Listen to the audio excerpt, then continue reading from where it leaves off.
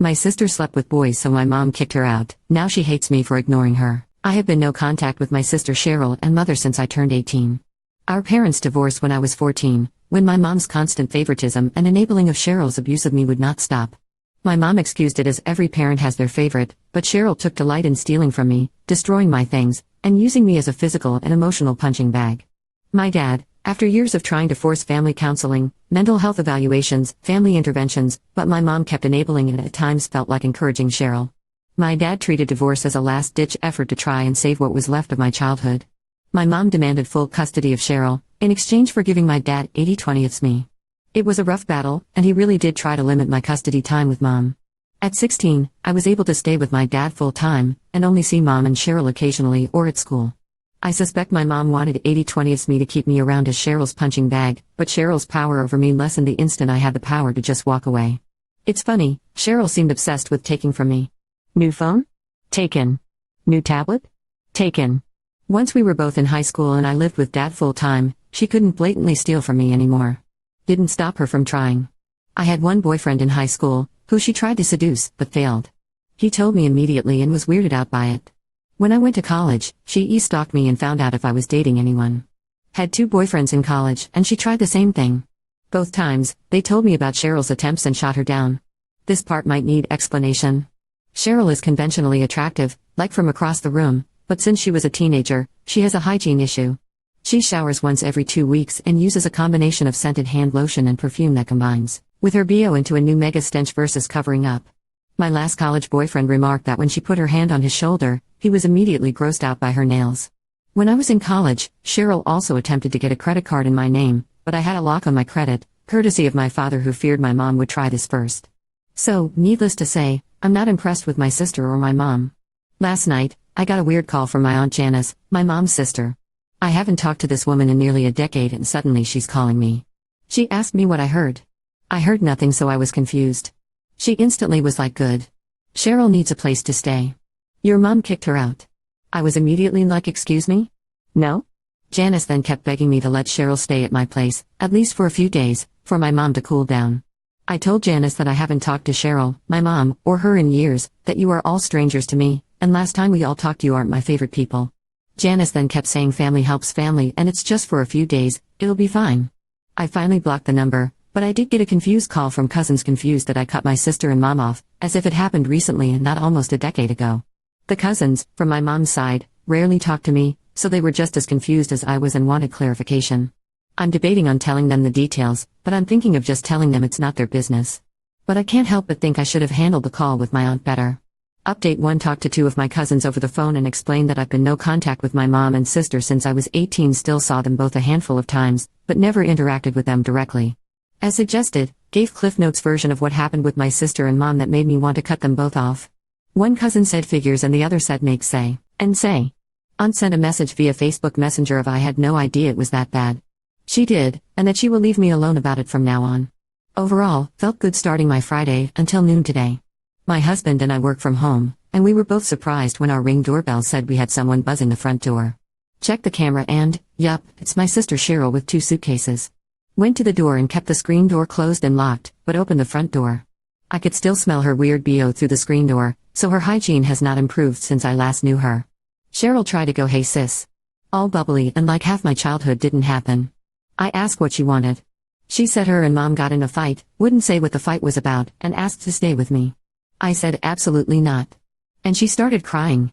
Then she said she didn't want to tell me this, but her and my husband have been having a 6-month-long affair, and that she couldn't hold it in anymore and that blood sticks with blood. It was that moment my husband rounded the corner and said, say what? My sister looked confused and asked who the hell the man behind me was, and I almost laughed because I realized what happened. Since Thanksgiving onward, my husband grew a small beard for the first time. Most of his pics on social were him cleanly shaven, so of course Cheryl would have no idea what he looked like with a beard. I said that's my husband. And she tried to recover. It was sad and pathetic. I simply said bye Cheryl and closed the door. 10 minutes of her continually buzzing the ring and knocking, pleading, and she finally left. Called both cousins and asked what the hell this is all about, and why did my mom kick Cheryl, her favorite child, out. One cousin only knew bare bones, but the other knew the details. When my parents first divorced, there was a guy my mom brought in almost immediately who I call Scumbag Tom. Him showing you, In the start of the divorce felt highly suspect, but he was always a weird guy that I never liked being around. I did ask my dad if he thought mom cheated on him with Tom, and he said Tom was the least of his worries, and the lowest of his priorities when it came to the divorce. Update 2: last 12 hours have been a roller coaster. I talked to my dad again today, had him visit, and told him what Cheryl had done, and Dad sat down on the couch and started laughing and crying and shaking his head. I was really worried because I was afraid he was having a medical issue. He finally caught his breath and told me the family secret. During the divorce, my mom was apparently extremely vicious and even attempted to keep me full-time. I wasn't told this. Mom went as far to even claim I was not my dad's child, and she knew who my father was and would use this to get full custody. Dad was undeterred. Even if I wasn't his child, he raised me and he wasn't going to leave me in hell because of that. Paternity tests were ordered for both me and Cheryl, and I was Dad's child. Cheryl was not. Cheryl, however, did match the person my mom brought to be sampled. Scumbag Tom. Dad was still going between chuckling and sobbing for a few minutes while telling me and my husband this. Then there was silence, which felt like it went forever. I finally asked if Scumbag Tom knew. Dad just nodded. I asked him how he felt about Cheryl. He said you can't just turn off being someone's dad. No matter how shitty they turn out. I had my husband take my dad to the guest bedroom after he said he needed to lay down a moment. Around noon my phone started ringing. It was an unknown number, but I figured it was Cheryl. I picked up and yup, Cheryl. She was again begging for any sort of help. Stay with me, or money for a hotel, anything. I was tired, and I admit, I wanted to hurt her. So I told her. I told her who Scumbag Tom was to her. She was quiet, then begged me to tell her I was lying. I just hung up. I told my husband and father what I did, and my dad just started that weird sobbing chuckle again. My husband, however, said we should probably call my aunt and let her know what I just told Cheryl, in case Cheryl becomes unstable, and at least someone would be alert for it. I do feel bad that I dropped this on Cheryl as a way specifically to hurt her. I tried justifying this isn't even a tenth of the hurt she's given me, but hurting someone doesn't feel good the longer I sit with it. Update 3: according to my cousins, my dad was painted as low-life cheater and I as a dropout drug addict that went man-to-man, literally only had 4 boyfriends my entire life. So, when my sister was kicked out, my aunt suggested she stay at my place. The cousins were confused. Wasn't I a druggie that couch surfed and was unemployed? Aunt apparently came up with a story that I speed ran adulthood in 6 months of getting clean, an online degree, a job, home and husband. Now, both cousins never really liked my mom or sister. They just figured that if trash called me trash, I must have been super trash. I did tell them the truth about Cheryl and Scumbag Tom, and both were disgusted with everyone involved. They made sure that the family has been sufficiently warned. Now, the next part apparently happened late last night. And I'm getting this secondhand. Cheryl apparently stopped back at mom's and the 3 of them got in a big argument. Things were broken and thrown against the wall and the cops were called.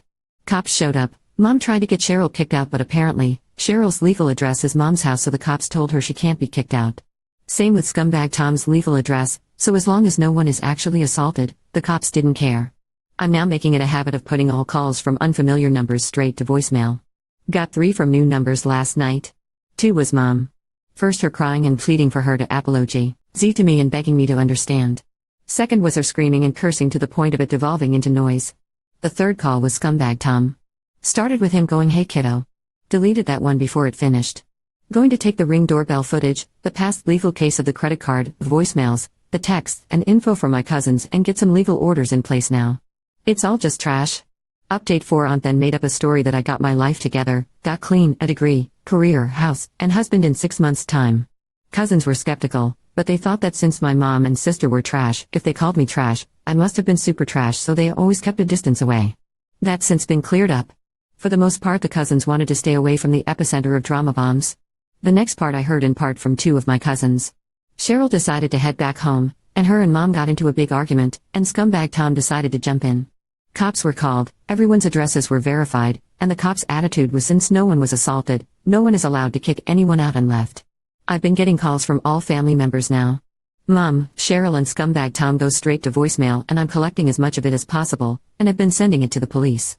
My husband suggested we retain a lawyer to better handle this, which we will be doing in the next couple of days. Aunt is acting very apologetic and keeps claiming she didn't know the abuse was as intense as it was, and thought the problems I had with Cheryl was stupid sibling stuff. But, she said we shouldn't cut Mom and Cheryl out of our lives just yet. No one else on Mom's side of the family is willing to lend any help or support, except for Aunt. I am, however, getting more calls from cousins, second cousins, and other members of Mom's family wanting to reconnect now that they know the truth. Sort of not sure if I'll even dedicate any time to them, They didn't lend my father or I any support during the divorce or afterwards.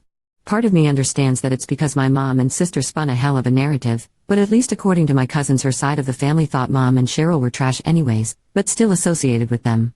I might reconnect more with my aunt's kids, the two cousins, since they approached me when this whole mess started with confusion and asked for clarification, not outright trying to browbeat me into accepting my sister into my home.